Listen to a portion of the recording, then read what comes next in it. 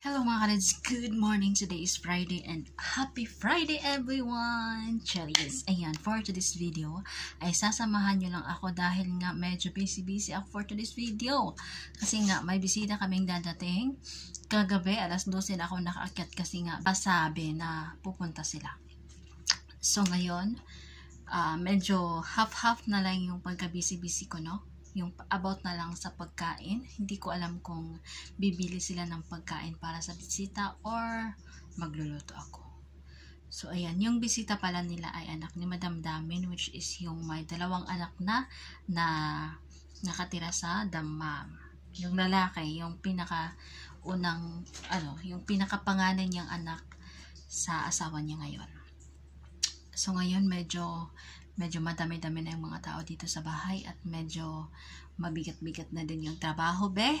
So, ayan. Kaya medyo masakit-sakit na din yung katawang lupa ko, day. Charis. So, ayan. Kakaakyat ko lang. Kakatapos lang namin ni Sharon Kunoto sa baba. Naglinis tapos nagpakain kay Madam Damin at kay Babahot. Si Babahot pala mga kadods ay medyo okay na siya. Kasi nga ngayon ay aalis siya. Kahapon umalis din siya. Pero mabilis lang naman. Bumalik din siya kaagad. So ngayon aalis siya kasi nga Friday. So 1 week din siyang nagstay dito sa bahay. At napakagulo ng bahay. Napakadumi. Kagabi naglinis ako ni lahat ko na. Kasi naglinis ako ng isang room na stayhan ng bisita namin. Which isa kanila naman talaga yung room na yon. Kaso ginamit nga lang ni my enemy. So buti na lang talaga kahapon ay napag-isipan ni my enemy na tanggalin yung mga gamit niya. So tinulungan na lang namin. Tapos kagabi alas 7 ng gabi bigla ang nagsabi na ngayon yung dating niya alas 11 ng umaga. Umaga kasi nga alas 11 pa. So ngayon umakit ako kasi kukunin ko yung cup ko. Ayan, inamag na yung cup ko dito sa kwarto. And naligo pala ako kanina. Pagising ko naligo ako tapos bumaba agad ako. So yung pagkababa ko si Madam Damin ko ay nagising na. Sabi niya masama daw yung pakiramdam niya. Ayun, nag-ubo-ubo. May sipon, mainit-init din konti. Pinakain ko na para makainom na ng gamot. So si Printeta naman at saka si Madam H ay tulog pa. As usual, si my enemy nakabuka ka dun sa sala, natutulog. Buti na lang talaga naglinis na ako ng sala kagabi. So ngayon, pagkain na lang talaga yung iniisip ko. Naglinis din ako ng very light sa aming kusina. Yung pinamili niyang pinggan, in-arrange ko na. Hindi ko gagamitin yun. Gagamitin ko lang kapag wala na kaming magamit. Charis. So ayan, tara, magkape na tayo. Kasi, anong oras na ba? So ayan, alas 10 na ng umaga mga kadods. So, oh my God! Magsalang muna ako ng labada bago ako bababa para magkape. Uy. Ayan, ito yung cup ko. Wala palang amag mga kadods. Mali. Sorry naman. Sorry. May pala ako. May paplansyahin pa pala ako. Ayan. Baka ano yun? Nakalimutan kong plansyahin kagabi. Kailangan ko tong maibaba kasi gagamitin niya ng asawa ng anak ng Madam Damin ko. Tapos yung dalawang white shirt niya. So yan lang naman. So bilisan ko na para makapagsimula na ako. And then check ko yung room. Papakita ko sa inyo. Papakita lang ako sa inyo. Yan, yung aircon ni Sharon Kunoto. Diba? Malinis-linis na yung pagbumukha niya. Kasi nilinis ko nung nakaraang linggo. Tignan nyo naman, napakalinis na. Noon, kahit nandun ka sa malayo, kitang-kita mo talaga yung alikabok. Grabe yung alikabok, be. Ganyan, no? Kaya nagre-reklamo siya na mainit pa yung bugan ng aircon niya. Eh, paano hindi mainit? Magdadalawang taon na siya dito, hindi niya nilinis yung aircon niya. Ako pa talaga yung naglinis, day. Kasi nga, minsan, dito talaga ako tumatambay. Kapag namamalansya ako, kapag wala akong ginagawa, natin siya nakadodot. Mamalansya ako kapag hindi ako busy. So, ayan, tutulungan ko siya. So, kasi siya, makaplansya lang siya ng 2-3, bababa na naman ulit siya. Either tatawagin siya or gusto niyang mag-cellphone. So, ako talaga is, hindi sa nagmamayabang, pero napakabilis kong mamalansya dahil nga Ganyan-ganyan lang. Wag mo nang isa-isahin siya kasi iba kasi silang kumilos sa atin, no? Medyo mahinhin yung kilos nila.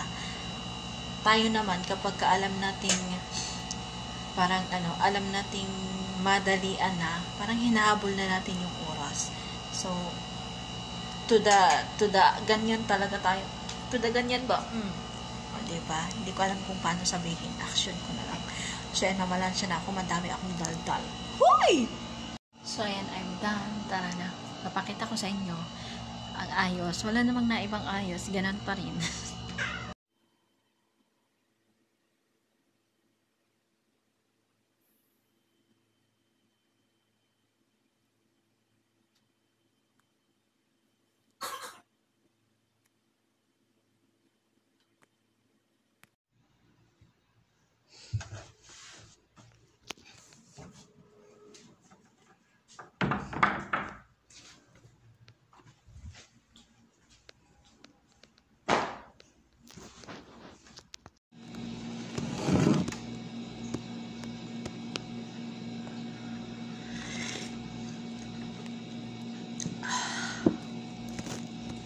Sarap talaga pagkape, chay.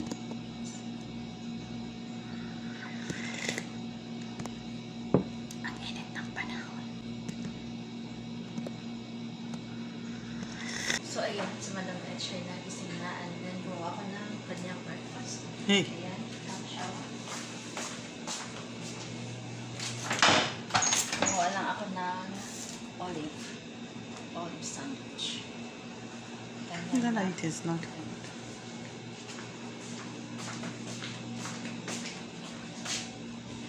So, bibigay ko na sa kanya. Bye!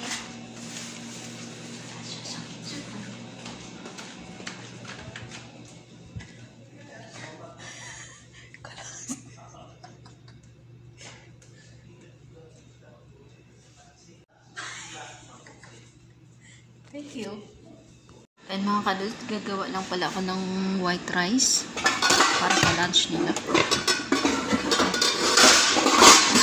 My God.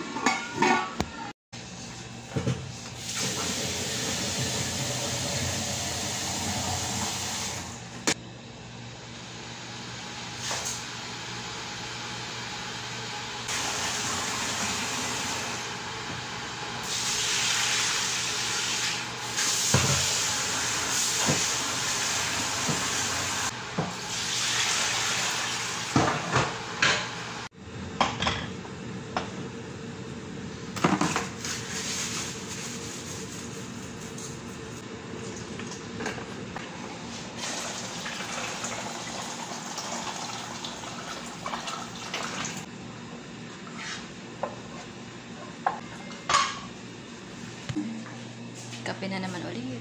Diba naupos yung kape ko.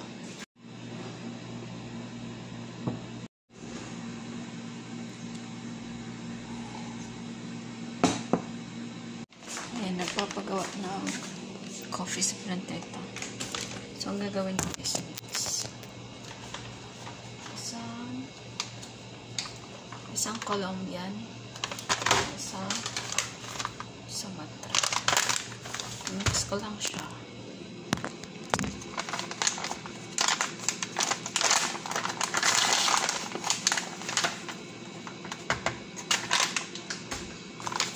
Isang kutsara lang yung gagawin ko today para hindi matapang.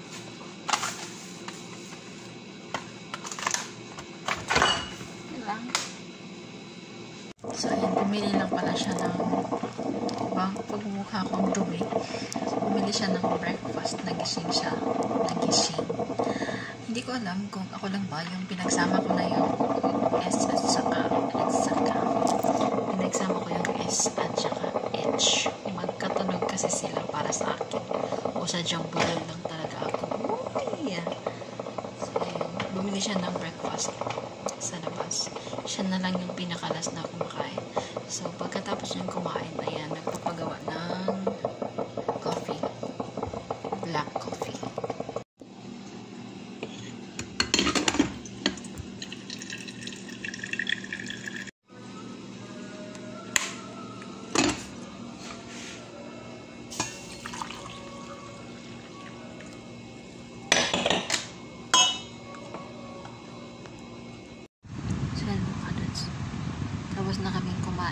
sila tapos na din. Ay, si Sharon hindi pa pala. Ako lang yung kumain kasi sabi niya, mamaya na lang daw siya kakain. So, ngayon namalansya siya. Ako naman, andito ako, nakalatag ako dito sa baba. Tingnan niyo naman kung ano yung itsura ko dito. Ayan, kinuha ko yung hindi ko pa nalaman na na duvet. Tapos,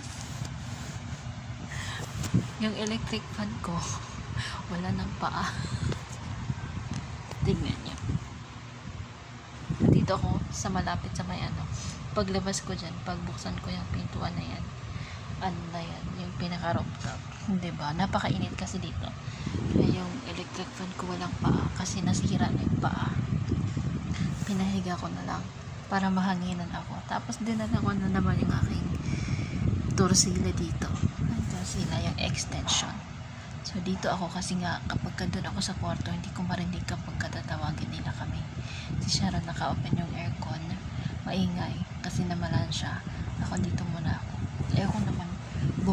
Ayoko naman bumaba doon sa hagdanan kasi mainit.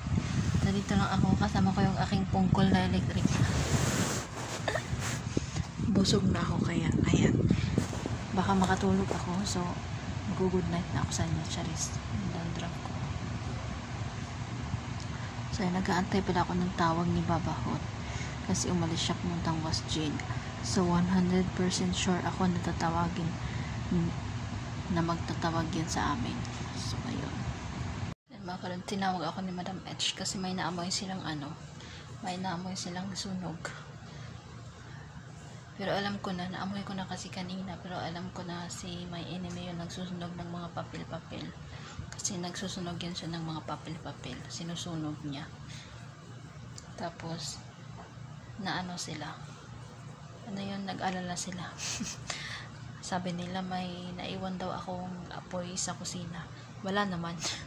Tapos sumampat si my enemy. Sabi niya siya daw yung may kagagawan. Alam ko na kasi naamoy ko na, pero alam ko na kasi yung mga gawain niya. Nagsusunog siya ng mga resibo. Ewan ko ba bakit. Hindi niya na lang tinatapon. Hindi na lang niya pupunitin. Sinusunog niya dun sa may Hindi siya nag yun.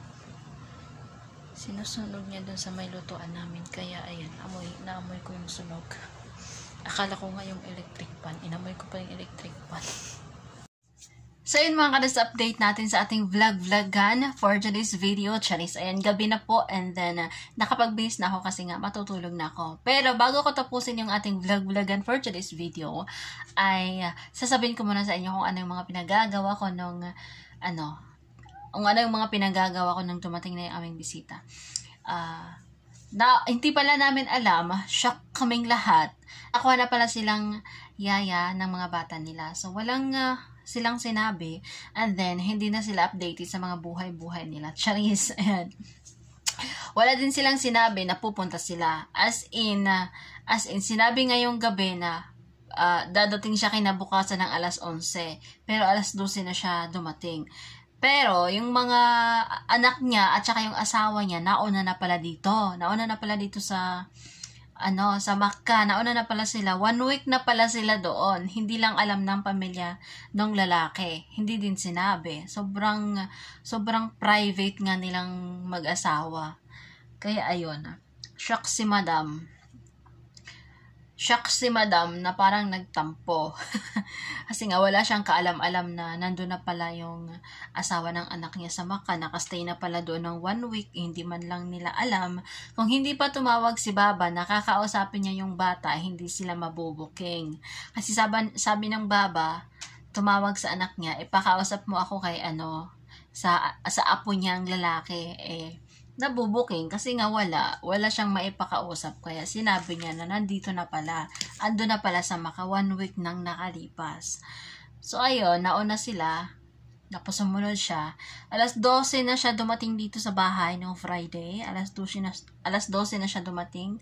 Pagkatapos na nag-lunch silang magpamilya, tapos nagpahinga siya, tapos nung kinagabihan naman is dumating yung asawa niya dito. Hindi naman na-expect kasi nga akala talaga namin ay hindi siya pupunta dito. Kinabukasan or susunod na araw na siya pupunta, pero hindi niya pinapalagpas, as in agad-agad pumunta na siya dito. Namimiss niya yung asawa niya. Charis. Huy! Ayan. sobrang pagod ako nung mga araw na yon. Sobrang pagod ako nung simula umaga hanggang sa tanghali hanggang sa gabi. As in, non-stop yung trabaho namin pero wala man lang appreciation. Charis. Inano pa kami na, ay nako, madami siyang reklamo sa buhay niya. Alam nyo naman yun, nabanggit ko na sa mga naunang video ko na talagang yung mag-asawa na yun ay napaka-sensitibo. So, ayun. Parang, dito ko na tapos yung aking pag-vlog-vlogan. Charis. Ayan, that's it for today's video mga kadudes. And thank you so much for watching my videos. Bye!